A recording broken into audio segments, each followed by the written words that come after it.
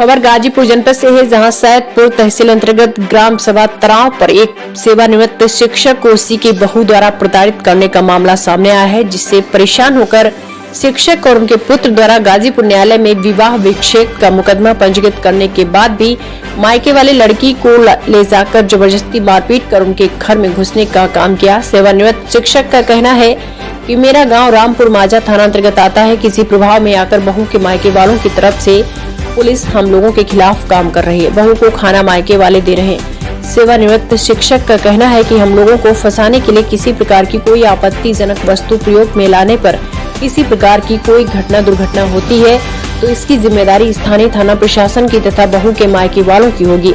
मैं शासन प्रशासन से गुहार लगाता हूं कि हम लोगों का जब तक मामला न्यायालय में विचाराधीन है तब तक बहू आपके अपने मायके में रहे। अगर उसके पक्ष में फैसला आता है तो मैं फैसले का स्वागत करता हूं। जैसा आदेश न्यायालय से मिलेगा हमें स्वीकार करेंगे। गाजीपुर जनपद से उग्रसेन सिंह की रिपोर्ट।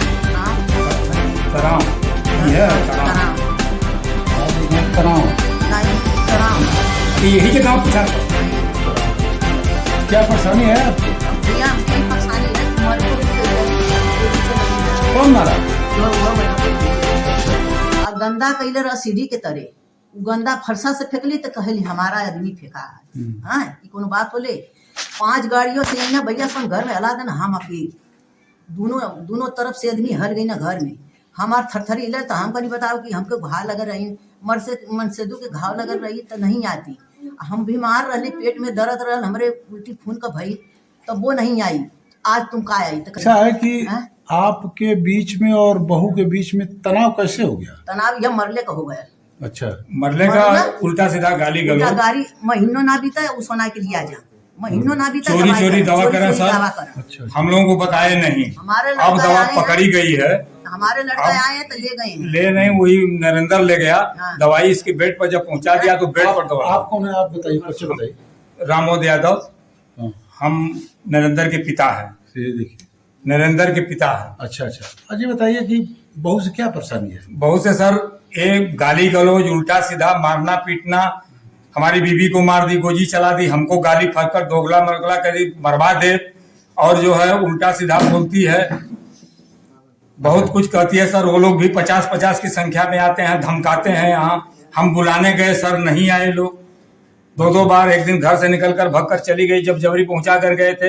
हमारी बूढ़ी बीवी खाना बनाती है, इसको देती है, खाती है, अपनी थाली धोती है और किसी की न थाली धोई न कोई बर्तन धोई न कुछ की। और नहीं तो गाली कही कि हम गुंडई से आयल है काहे की बनाई। अच्छा ये बताइए कि आप अपने बहू के विवाह विच्छेद का कोई मुकदमा भी किया है? जी हाँ मुकदमा किए हैं। मुकदमा कहाँ चल रहा है? गाजीपुर में। गाजीपुर में चल रहा है जी।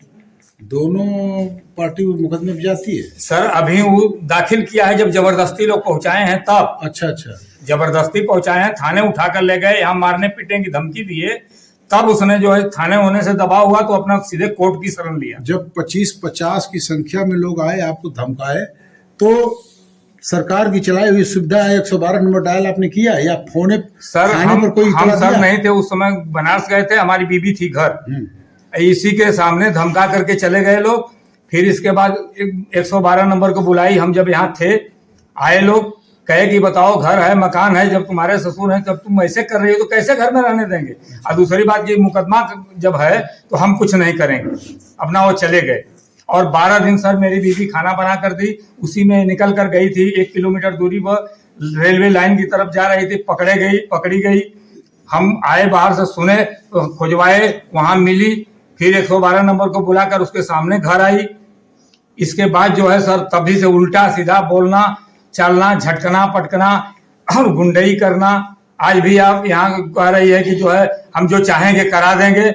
परसों सर हमारे साथ मीडिया वाला लेकर वो लोग 20 आदमी 25 की संख्या में आए, 25-30 की संख्या में आए, हमारे ऊपर दबाव दे रहे थे कि दरवाजे घर में जाने दीजिए। हम कहा भैया घर में हमारा विश्वास नहीं है, इसलिए कि कह रहे थे फंदे पर, पंखे के फंदे पर साड़ी बांधी थी तो जो है हमारी बीवी देख ली तो बुलाई तो जाकर के हम लोग वहां से हटाए। मतलब इस बात की आशंका आपको है क्या कि वो बच्ची जाएगी घर में आत्महत्या कुछ भी कर सकते? ये भी कह रही थी सर कि हम सबको मुआ देंगे, सबको जेल करा देंगे, हम ऐसे परिवार के हैं।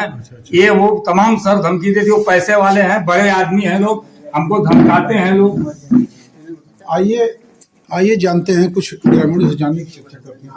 इनसे पूछे। आइए, आप दादा आप अपना नाम बताइए। मेरा नाम इस्लाम। ये पूछिए करिए। हाँ, इस्लाम। इस्लाम नाम है आपका। कहाँ घर है? वो ताया गांव में घर है। जैसे इसी गांव में घर है। जी। आप इन दादा को जानते हैं, मास्टर साहब को? हाँ। मास्टर साहब को जानते हैं? क्या इन्होंने जो भी बात बताया क्या सही बताया? नहीं, सही बता रहे हैं, गलत नहीं। सही है। हाँ, सही। इनके यहाँ दबाव बनता है? हाँ बिल्कुल। इनके यहाँ लोग जबरदस्ती करते हैं? हाँ जी, हाँ जबरदस्ती करते हाँ, हैं। लोग जानते हैं। आइए और भी जानने की, एक बच्ची से जानने की कोशिश करते हैं। बेटा अपना नाम बताओ। अपन नाम बता। एक काम्या यादव से, ये छोटी बच्ची है, मैं इसे जानने की कोशिश करता हूँ। ऐसा है कि बेटा एक ये बात बता रहे हैं कि मेरा लड़का अपने शादी की जो भी सामान थी सारी सामान लेकर के चला गया, क्या सत्य है? जानती हो तुम? हाँ, हम उस दिन थे, खड़े थे, सारा सामान चला गया है।